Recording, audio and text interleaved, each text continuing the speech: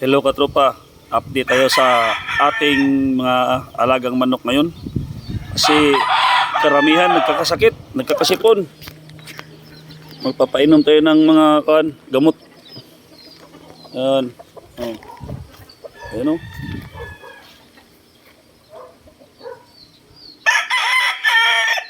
Itong konting manuka natin. Yan, nagkakasakit, nagkakasipon dahil kasi sa panahon umuulan tapos umaraw.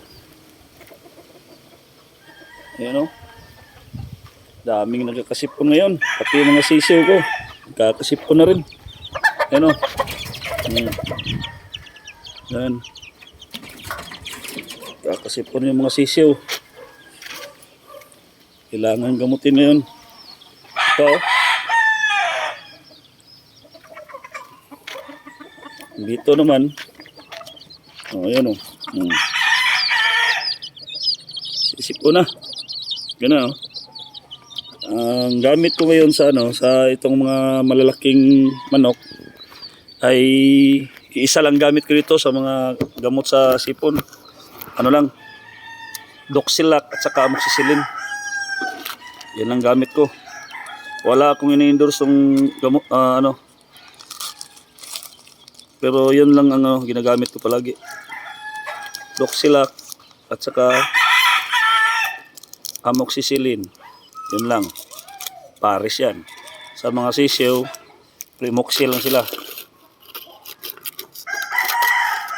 Yun lang ang gamot nila.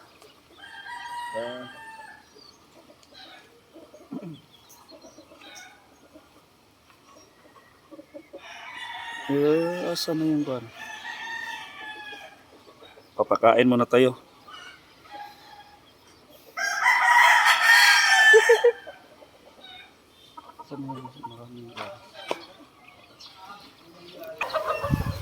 Yan katropa.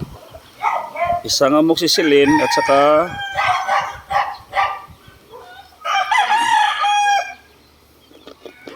isang Doxilac capsule.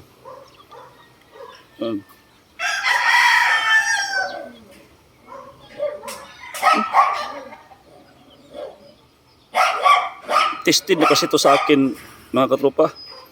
Ito lang palagi ko pinapainom sa kanila sa tuwing nagkakasipon yung mga manok. Doxilac at saka Amoxicillin lang. Dalawang inom lang yan, wala na yan. Wala na yung sipon na yan.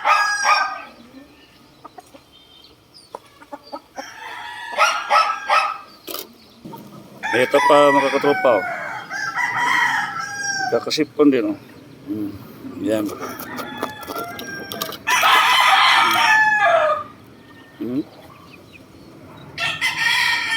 Yan lang, Doxilac at saka Amoxicillin. Kayang-kaya yung mawala yung sipon na yan. Ayan o. Ayan katropa. Dome pumpkins.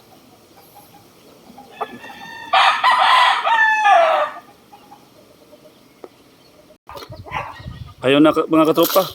Yan lang muna. Kasi yung iba parang nawala yung sipon eh. Hindi na nagamot, wala ang sipon. Yung mga sisiw na lang, papainumin ko ng gamot. Sige tropa, magandang hapon sa inyo.